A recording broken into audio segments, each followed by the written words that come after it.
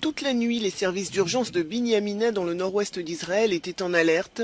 Une attaque de drone revendiquée par le Hezbollah a visé une base militaire dans ce village situé entre Tel Aviv et Haïfa.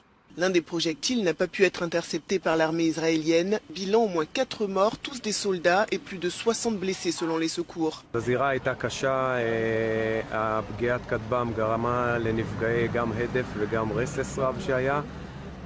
פציעות קשות, הפצועים נזקקו לטיפול מציל חיים, חסימות כלי דם, טיפול תרופתי מציל חיים ופונו במהירות לבתי חולים.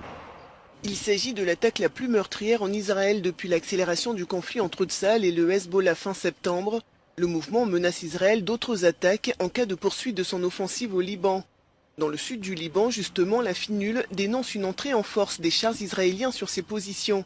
Depuis quelques jours, Tsahal est accusé de tirer de façon répétée et délibérée sur les positions de la force intérimaire des Nations Unies dans le pays.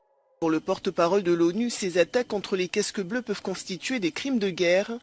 Craignant une escalade régionale, le Pentagone a annoncé dimanche que les États-Unis allaient déployer un système antimissile en Israël face à l'Iran. Lors d'un échange téléphonique, Emmanuel Macron a de son côté appelé le président iranien à soutenir une désescalade générale.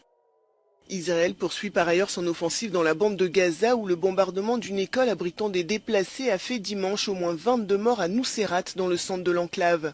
Tôt ce lundi matin, l'armée israélienne a également visé un hôpital abritant des déplacés à Deir el-Balah, faisant au moins 3 morts et 40 blessés.